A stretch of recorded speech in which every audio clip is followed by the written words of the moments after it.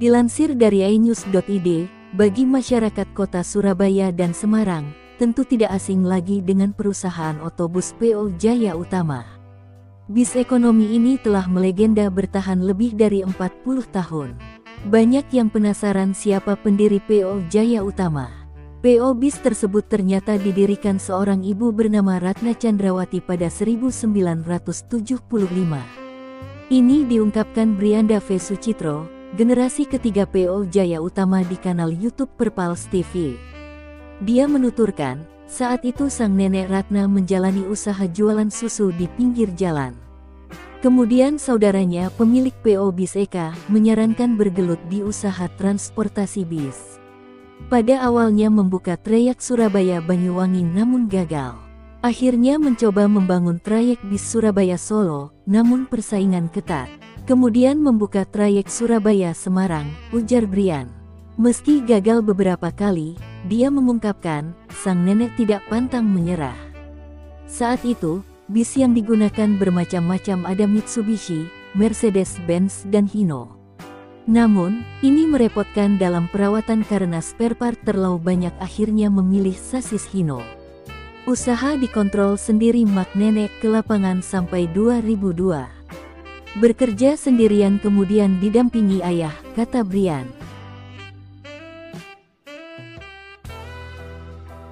Ini, PO Jaya Utama dilanjutkan Brian sebagai generasi ketiga.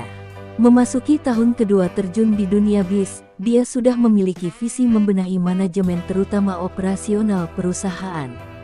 Untuk mengurangi downtime, setiap unit bis harus diperiksa kesiapannya dan maintenance lebih detail. Saya orangannya rapi. Ada beberapa yang diubah terutama dalam operasional. Ketika bis masuk harus bagaimana, terutama maintenance, jangan sampai bis masuk turun mesin, katanya. Brian menyebutkan, untuk pelayanan maksimal perusahaan harus meminimalkan kerusakan armada dengan menerapkan standar perawatan yang kuat dan tepat. Hal menarik dari PO Jaya Utama, mereka tetap konsisten pada layanan bumel dengan menyajikan kondisi bis yang baik. Brian tidak tertarik menggarap bis eksekutif. Kondisi perusahaan masih baik sehingga harus konsisten dengan pelayanan yang ada.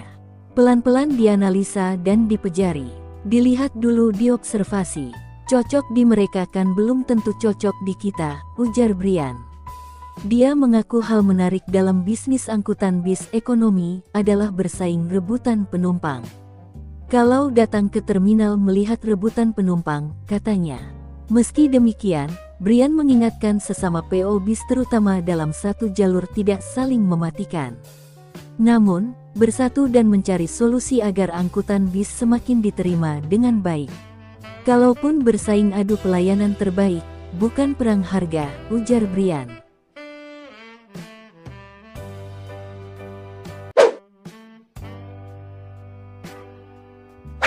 Akas Group berdiri pada 1956. Dan sejak 1970-an, mereka menjadi salah satu PO bus terbesar di Indonesia. Bagi yang belum tahu, nama Akas sendiri merupakan singkatan dari Ahmad Karman Ali sekeluarga. Akas Group memiliki 4 anak perusahaan, yakni Akas 1, Akas 2, Akas 3, dan Akas 4. Untuk Akas 2 terbagi lagi menjadi 3 bagian, yaitu Akas NNR, Akas Asri, dan yang sudah sangat populer adalah Akas Green. Inilah kumpulan beberapa foto bus ini.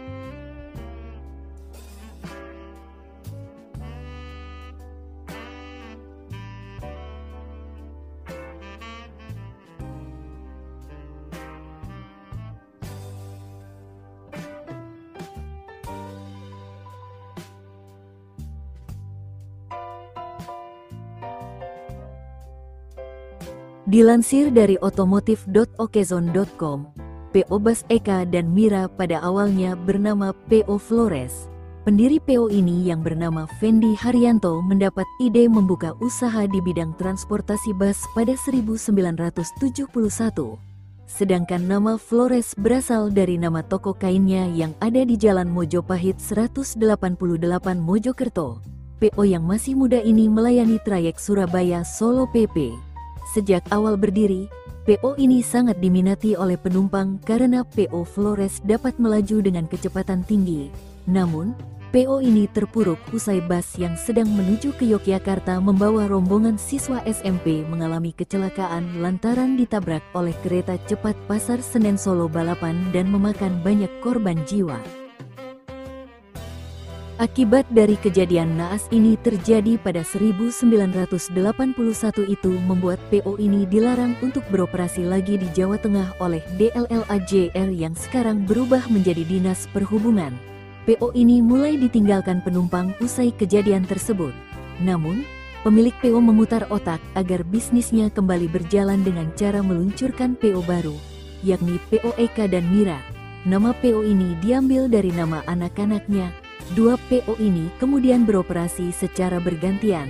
PO Eka menuju Surabaya dari pagi ke sore, sedangkan PO Mira sebaliknya. PO ini tetap bertahan hingga saat ini.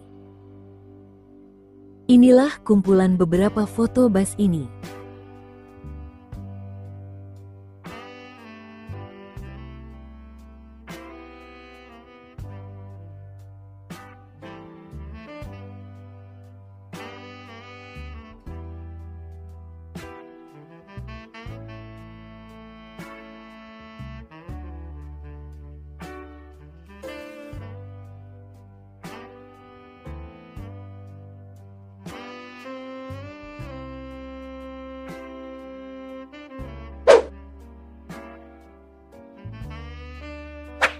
Dilansir dari merdeka.com, pada tahun 1977, almarhum Harjaya Cahyana mendirikan perusahaan otobus PO Harapan Jaya di Jalan Mayor Suyadi nomor 23A Jepun, Tulungagung, Jawa Timur. Pada masa awalnya, perusahaan ini hanya memiliki 3 armada bus yang melayani trayek Tulungagung, Kediri, Surabaya pergi pulang, PP.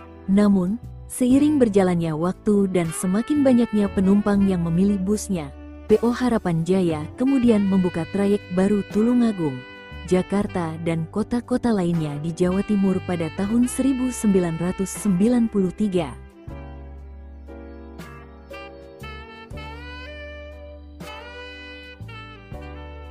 PO Harapan Jaya terus berupaya menjadi operator bus pilihan utama masyarakat Indonesia dengan membuka trayek baru keluar Pulau Jawa.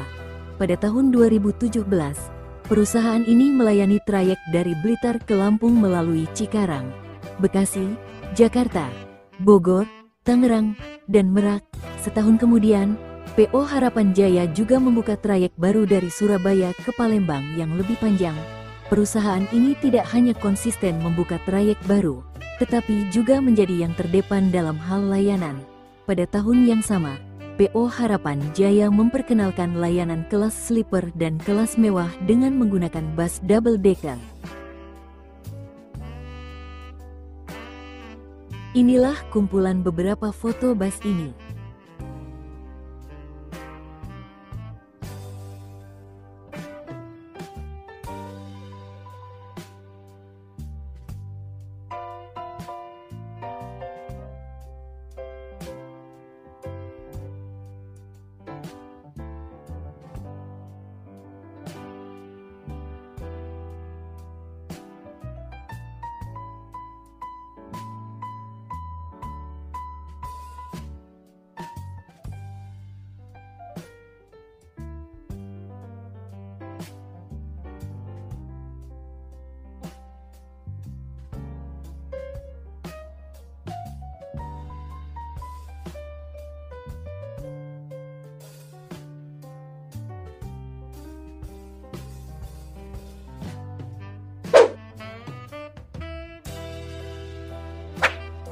Dilansir dari WordPress, PO Sumber Group, PO Sumber Kencono didirikan oleh Setyaki Sasongko di Sidoarjo, Jawa Timur pada 1981. Dengan 6 unit bus, PO Sumber Kencono melayani perjalanan Surabaya, Solo, Madiun, dan Yogyakarta. Memiliki pelayanan yang baik membuat PO Sumber Kencono terus berkembang. Bahkan pada tahun 2005, 2007, dan 2008, PO Sumber Kencono mendapatkan penghargaan dari Menteri Perhubungan sebagai salah satu perusahaan yang memberikan pelayanan terbaik selama penyelenggaraan angkutan lebaran. Namun sayangnya, periode 2009 sampai 2011 menjadi masa kelam PO Sumber Kencono. Pada periode ini sering sekali PO Sumber Kencono mengalami kecelakaan, bahkan sampai menghilangkan puluhan nyawa dan membuat penumpangnya berkurang.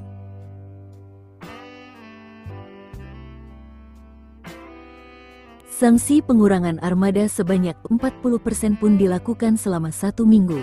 Selain itu, Setyaki menyiapkan nama baru pengganti Sumber Kencono, yakni menjadi Sumber Selamat dan Sugeng Rahayu.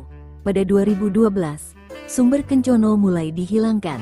Selain itu, manajemen juga membuat sanksi bagi para pengemudi yang mengalami kecelakaan, ugal-ugalan, dan melanggar batas kecepatan. Hasilnya, perlahan jumlah kecelakaan mulai berkurang dan kembali dipercaya oleh masyarakat.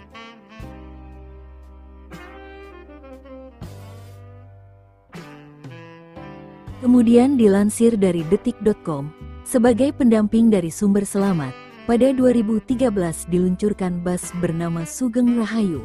Nama bus ini bermakna sejahtera dan jauh dari musibah.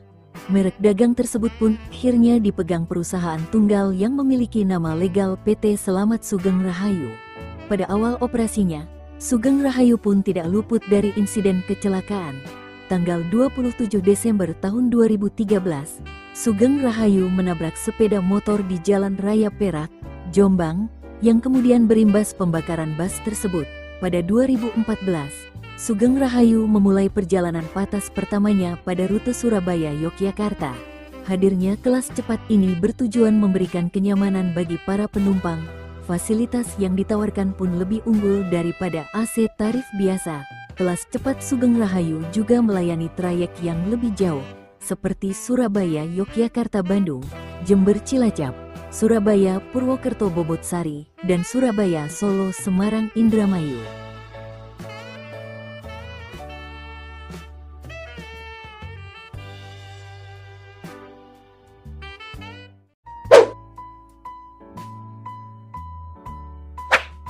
Dilansir dari enews.id, perusahaan otobus, PO, Menggala merupakan salah satu dari sekian PO yang melegenda di Indonesia.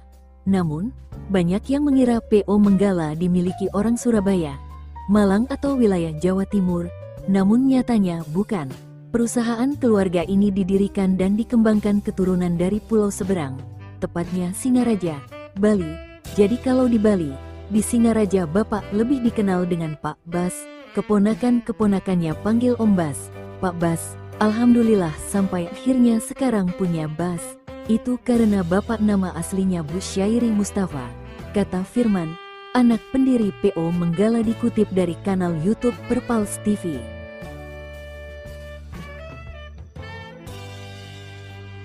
Di balik eksistensi dan kejayaan PO Menggala, ada kisah menarik di belakangnya, di mana PO Menggala saat dikelola anak-anaknya, menurut salah satu anak perempuan Mustafa, Ega yang menjabat sebagai direktur keuangan. Awalnya sang ayah merupakan pegawai negeri sipil, PNS, di Departemen Keuangan. Namun, jiwa bisnis sang kakek yang merupakan pebisnis tulen ternyata turun kepada ayahnya. Ini yang membuatnya tidak nyaman saat menjadi PNS. Pada 1975 dimulai dari satu bus bekas buatan India yang dibeli dari Bandung, Jawa Barat. Bus tersebut dipakai jurusan Surabaya-Banyuwangi. Singkat cerita, akhirnya Bapak resign dari PNS dan konsen di bus. Meskipun awalnya berdarah-darah, kata Ega dikutip dari kanal YouTube Perpals TV.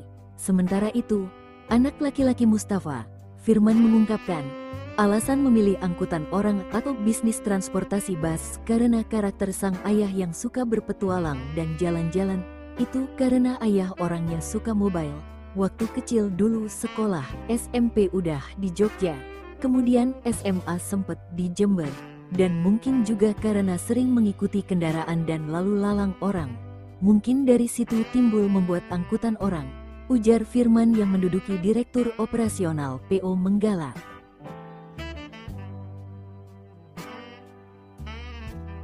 Perusahaan tersebut kini sudah beroperasi lebih dari 40 tahun. PO Menggala menyediakan bus eksekutif dengan fasilitas lengkap. Adapun fasilitas yang ditawarkan, yaitu AC, LCD TV, toilet, reclining seat. Armadanya pun berasal dari sejumlah sasis ternama, seperti Mercedes-Benz, Mitsubishi dan Golden Dragon. Bus eksekutif tersebut melayani trayek Surabaya-Denpasar dan Surabaya-Singaraja. Selain bus eksekutif, PO Menggala juga memiliki trayek reguler Surabaya-Malang dan bus patas dengan trayek sama. PO Menggala sampai saat ini masih eksis dan menjadi pilihan masyarakat pengguna angkutan bus.